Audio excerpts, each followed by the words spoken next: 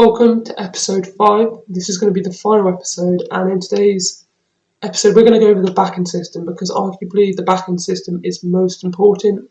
It's like the glue that kind of pulls the model together, so it's very important that you kind of understand this. So I want to go over the risk plans you need to be doing.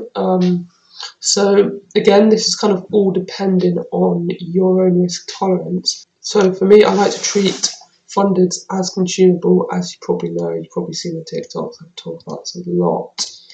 But so yeah, I like to treat them as consumable. So I risk high and then only buy ones I can afford. That way you don't get emotionally attached to them. You can then blow through a few and not really care, but then the ones you do pass and then ones you do get payouts on, are easily going to cover the costs of that initial payment. So I like to do 1.66% per trade. That's drawn so badly, but you get the point. 1.66% per trade. And with the Forex accounts like Alpha Futures, FTMO, the profit targets are 10% on phase 1 and 5% on phase 2.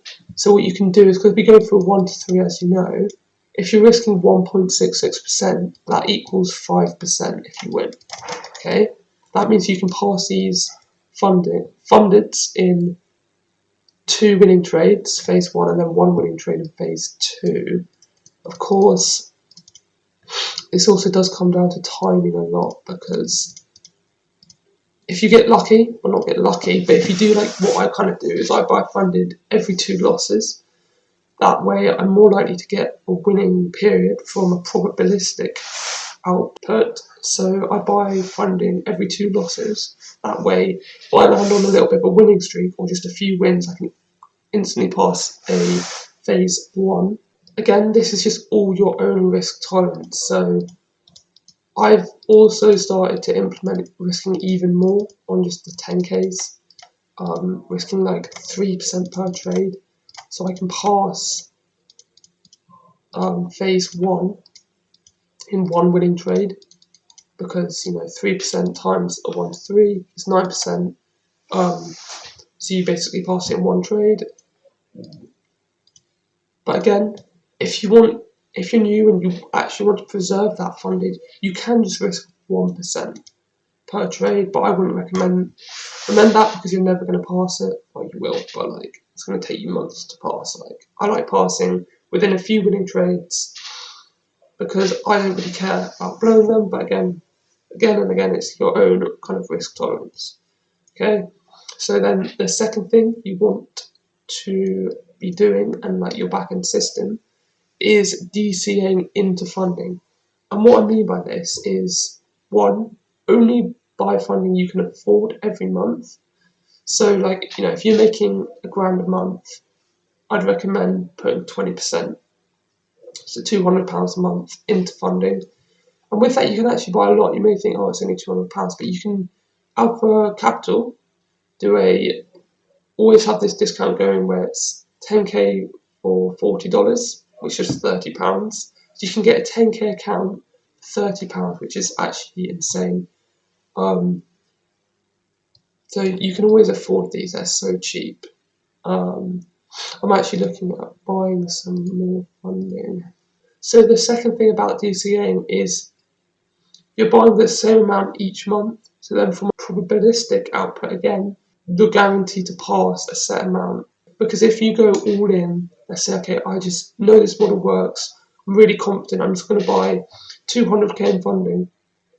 If you land on a period, that's really going to affect your mental and your bank account. So you want to be DCAing into funding, so you're not, going all in on one set of probabilities. And that way you can spread it all out, and you're way more guaranteed to actually pass, or you will guarantee to pass some funding at some point. And then again, if you're doing the 2 loss rule, where you buy funding every 2 losses in a row, then you can even increase that funding if you want to. So the next thing I want to talk about is diversification. And what I mean by this is, once you've got that funding, so now you're funded, you want to be diversifying into different things. So you may have different accounts for different like risk. So you may have a high risk account, a low risk account, and then you may also have just one account for one pair. So you may have just an account for EU or just account for Nasdaq.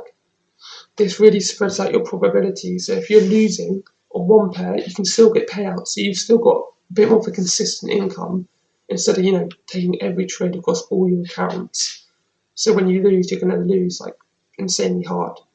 Again, this does also work the other way. So when you're winning, you do win harder. But from my kind of experience, it's never best to do that. You want to be making consistent money from the markets and not, going all in again in one set of probabilities.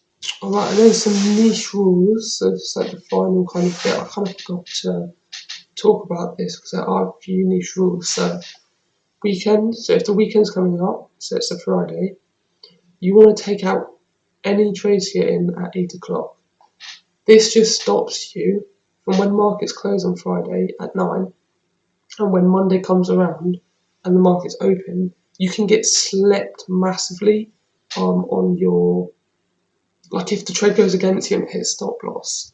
Alright, so let's say you're in a trade, you're in a bit of profit. This is Friday, okay, and then this is Monday open. When Monday opens, you can get slipped and market could just open down here. And this can slip you massively and make you lose way more than you were intending to lose. So we just close at 8 o'clock on Fridays, if you're in a trade, that is, of course. And then same thing for news. Like if news is coming up, and I think I have a list in my Discord, I'll check. If not, I'll add it. But we have like a banned news list. So for example, if I go over to Forex Factory here, any red folder news we close 15 minutes before. So like this would be high impact news, which could slip us again, making us lose more than we intended. So we just close 15 minutes before that news drops. And it's any red folder news, okay? Okay, so we close 15 minutes before any news drops. If we're waiting for a setup and news is like in 15 minutes, we can't trade 15 minutes after news. So if we're waiting for the setup, we're not in yet, but we're waiting for it. So we had the session sweep, the manipulative move, the breaker structure, and we're waiting for the retrace. Okay, had the break, we're waiting for the retrace. News drops. Okay, boom, we get the slip, but then price comes back down to our entry. So this is our entry. We can trade and enter into that trade if it's 15 minutes after news. Okay. I think that's about all the kind of niche rules. I will, of course, always be uploading new kind of stuff and new rules and going over, how to properly view prop firms and how to actually capitalize on prop firms. So please subscribe. That is the end of the bootcamp, unfortunately, but I'll see you in, future episodes. See you in my Discord. I want to see you guys getting involved in there. Post your wins and losses. And if you have any questions, drop them in the comments or in my Discord. With that being said, though, peace.